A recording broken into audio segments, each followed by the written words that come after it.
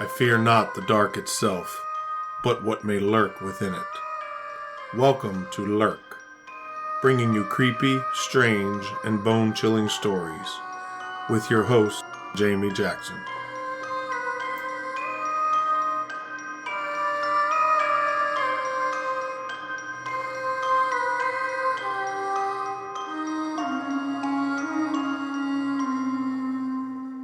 Hey Lurkers, welcome to episode 45. Coming up in a couple of days, we have that very special holiday. Yes, I'm talking about Valentine's Day. So what better way to celebrate the Day of Love than to talk about mobsters, murder, and the macabre associated with them? Today we're going to be talking about the St. Valentine's Day Massacre that happened in 1929 in Chicago. This story also has some ghosts associated with it, so we have true crime and some paranormal all mixed together. There's not a better bouquet out there, let me tell you. So we're just going to jump right in. The year, as I said, is 1929, and at this point we're about 9 years into Prohibition. Prohibition was the time between 1920 and 1933, where it was against the law to manufacture and sell alcohol in the United States.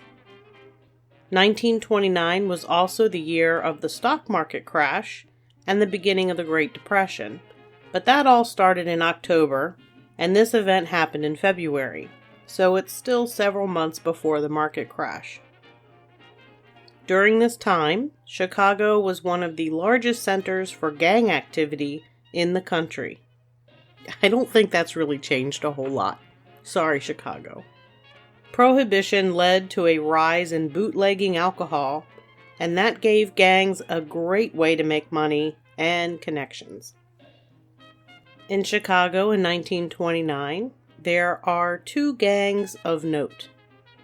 One is the South Side Gang, run by infamous mobster Al Capone, also known as Scarface, and his main rival, the North Side Gang, run by George "Bugs" Moran. The South Side Gang was Italian, the North Side Irish, in case you were interested. Is anybody else surprised that they couldn't be more original with the gang names back then? They all have these crazy mobster nicknames, but they call themselves the North Side and the South Side gangs. I just think that's weird.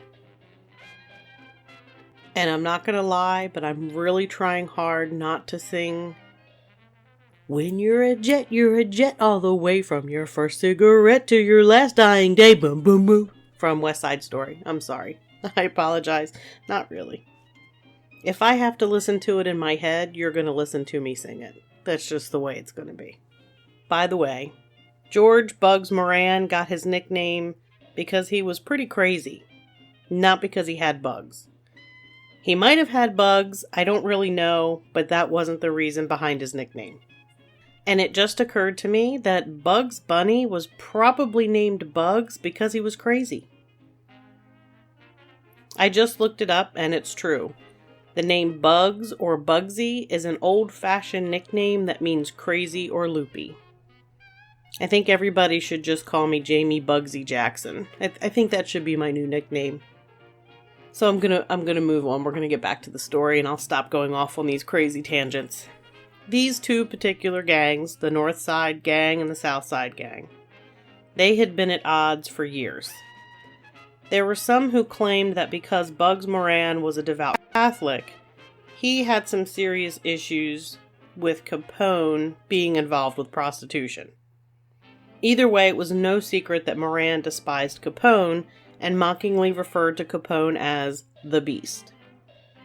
Capone felt Bugs Moran was the only thing standing in his way of his desire to dominate over all gang activity in the entire city of Chicago. Bugs Moran had hijacked Capone's shipments, killed his allies, and was a business competitor. In 1926, Bugs Moran had had enough of Capone and escalated the conflict when he and his men drove by a hotel where Capone and his men were eating and sprayed the building with more than 1,000 bullets. Somehow, Capone wasn't hit and he walked away completely uninjured. Then Capone learned that Bugs had put a $50,000 bounty on his head, and Capone allegedly decided enough was enough and he was going to strike first. By 1929, the rivalry had reached its boiling point. Someone called Bugs Moran on February 13th, offering him a special shipment of alcohol from Canada at a discounted price, and the delivery was arranged to happen on the following day, February 14th, at 10:30 a.m. at the warehouse Moran operated at 2122 North Clark Street. So on the morning of February 14th, 1929, which was a Thursday, members of Moran's gang arrived at the warehouse to get ready to receive the shipment. At 10:30 a.m., a police car and a 1928 green and black Cadillac sedan pull up at the warehouse. Two men got out of the police car dressed in police uniforms. Two other men got out of the Cadillac and were wearing suits and ties. The driver was dressed in an expensive chinchilla and gray fedora. The four men waited outside the warehouse for a signal. There were 6 men in the warehouse at that time. Adam Heyer, alias Frank Snyder, alias Hayes, who was the owner of the SMC Cartage Company where the massacre took place. Pete Goosenberg, a 27-year criminal and one of the leaders of Moran's North Side gang. Frank Goosenberg, brother to Pete. John May, who was the father of 7 children and a former safe blower. James Clark, brother-in-law to George Moran, and someone who had a reputation as a hardened killer. And Dr. Reinhard H. Schwimmer, who was an optometrist with offices in the Capitol building. Dr. Schwimmer had no criminal record, but he was known as the companion of hoodlums and was said to have boasted recently that he was in the alky racket and could have anyone taken for a ride. Alky is such a weird word. Alky is short for alcohol, for any of you who aren't aware of that. I'm pretty sure my grandmother taught me that word. I'm pretty sure she used that word to refer to somebody who drank a lot. I'm pretty sure she was like, so-and-so's an alky. I know this. I know that's where I learned that word from. It's an old-fashioned word. I know it from my grandmother. God love her. Anyway, in addition to the 6 men that were in the building at that time, there was also a German Shepherd dog named Highball, who belonged to John May, a former safecracker. I'm going to throw my grandmother in here again. Her favorite drink, she told me, was a Highball. They taste awful. I just thought I'd share. All of the men were members of Moran's gang, except Schwimmer, who just thought it was cool to hang out with mobsters.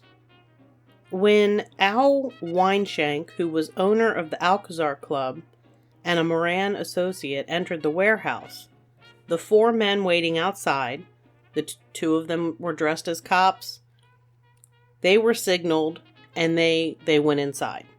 It's believed that Weinshank was misidentified as George Bugs Moran. No one can really say exactly what happened inside the warehouse that day, because everybody's dead except for the people who did it. What we do know is that the 7 men were lined up against the wall, their backs to the intruders. The 7 men probably thought this was just another police raid, and they probably weren't overly alarmed. Then the 4 strangers raised their guns and opened fire. They had Thompson submachine guns, or Tommy guns as they're commonly called, a 12-gauge shotgun, and a revolver. Moran's men were sprayed with bullets. There were around 90 rounds. When it was done, 6 men were dead.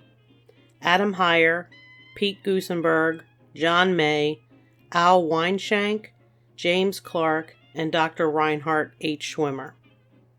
Frank Goosenberg was mortally wounded, but still alive. For those concerned, Highball the German Shepherd was later found tied to a car bumper, and he was completely fine and unharmed. After those 4 strangers gunned down Moran's men in the warehouse, the 2 men dressed as police officers handcuffed their accomplices, who were in civilian clothes, and put them in the back of the police car. They then sped off in the police car with the lights and siren going, giving witnesses the idea that police were taking care of things. George Bugs Moran, who was most likely the intended target, was not inside the building. He had slept in that morning, and he was actually on his way to the warehouse when he saw the 2 men dressed as cops, and left. Moran ended up going to get a coffee, ran into another associate, and told him to steer clear of the warehouse, that it was getting raided. He had no idea what was really happening inside. The actual cops didn't show up for 3 hours after the massacre, because witnesses thought the cops and cop car they saw meant police were already on the scene taking care of everything. Apparently it was Highball the dog that finally drew someone's attention because of his constant barking. A man and a woman went to check to see why the dog was carrying on so much without someone tending to it, and they discovered the grisly scene. When the real cops arrived, they found Frank Gusenberg, Moran's enforcer, still alive, but he refused to say who had been involved. I've read accounts that say he said cops did it, and another account saying he was asked at the hospital who shot him, and his response was, no one. But Bugs Moran had an idea of who it was and said, only Capone kills like that. Capone himself was not in Chicago at the time. He was in Florida overseeing his dog track business there, and that gave him an ironclad alibi. But I'm pretty sure Capone was probably capable of hiring people to do his dirty work for him. Though no one was ever arrested or tried for the crimes due to the lack of evidence, the massacre was eventually accredited to Capone and his gang. The massacre led to Moran being less of a figurehead in the Chicago gang circuit, and left Capone to completely rule Chicago until he was arrested for tax evasion in 1931. As far as evidence, there was a Capone associate who was in a car accident that killed a police officer in December 1929. He escaped, but police discovered guns in his home that were used in the massacre. Another associate of Capone's claimed he was the lookout that day who accidentally mistook Al Weinshank for Moran. In 2009, the Cadillac that was on the scene was found walled up in a Detroit garage. Not everyone thought Capone was to blame, though. Because 2 of the shooters were dressed as police, and the fact that Gusenberg allegedly said cops did it, is it possible that it's that simple that cops were involved? Apparently Moran had stolen bootleg liquor from a crooked cop, and it's a possibility the massacre was in retaliation of that. There was also another gang based in Detroit called the Purple Gang that had ties to Capone. There was a theory that the Gusenberg brothers were the target because they had killed a young firefighter, and possibly his family wanted revenge. And others thought maybe Bugs Moran himself planned the hit because he was getting annoyed with the Gusenberg brothers. But still, everything always pointed back to Capone. This massacre marked the beginning of the end of the Wild West type period going on in Chicago, and police started cracking down on gang crimes. Capone was eventually arrested first on a concealed weapons charge, and again on tax evasion. When he was finally released from prison, he was in poor health and poor mental state due to the advanced stages of syphilis.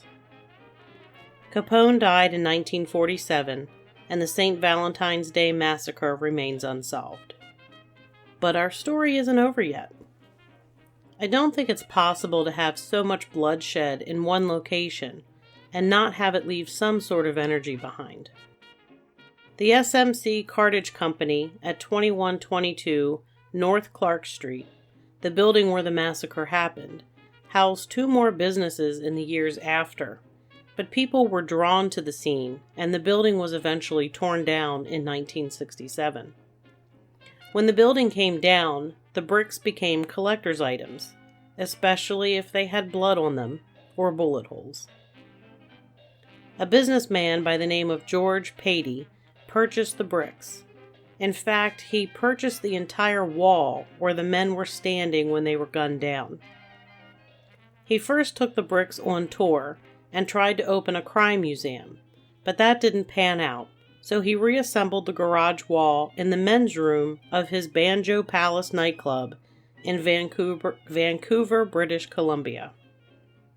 With the addition of a plastic screen set up in front of the bricks became a urinal wall with conveniently placed targets where men were supposed to aim their urine.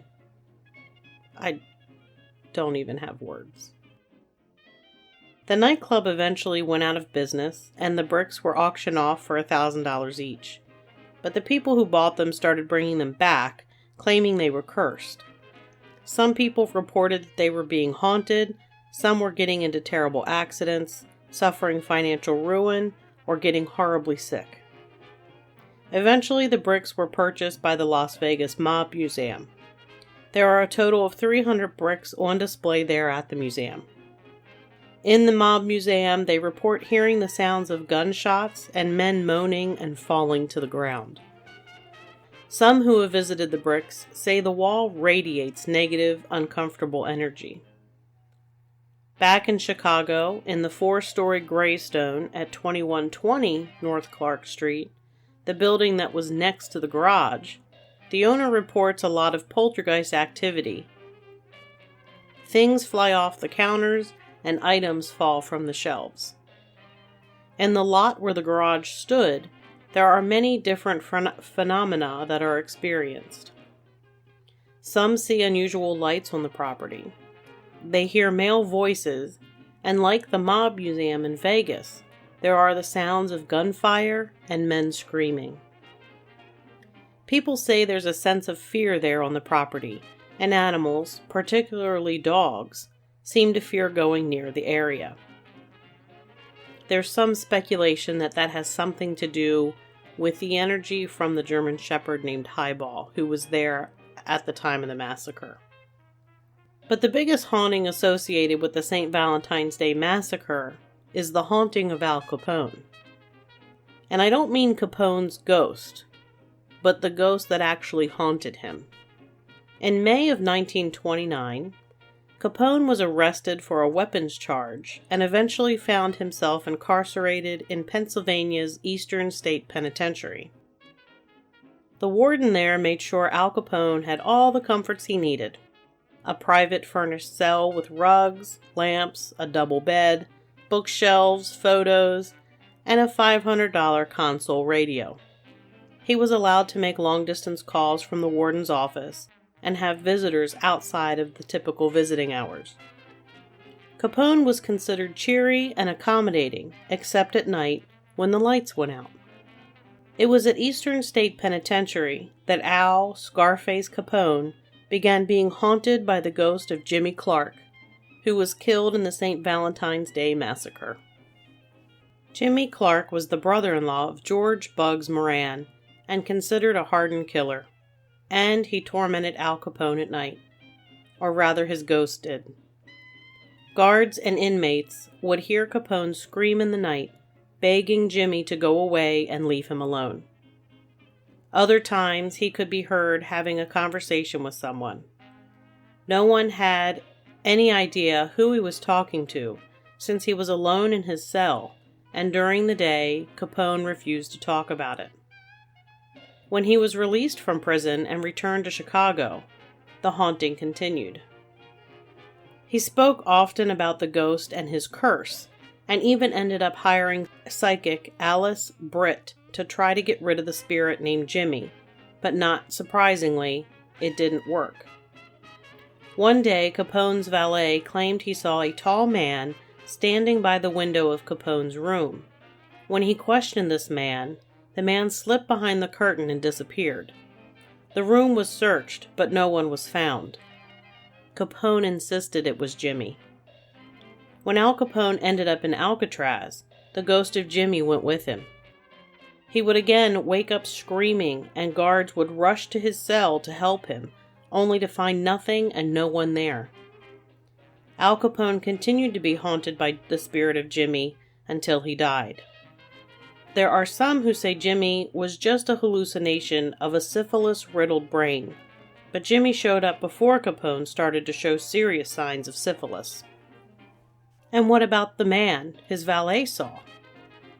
I guess we'll never really know if Capone was haunted by a ghost or syphilis. How many times can I say syphilis in one episode?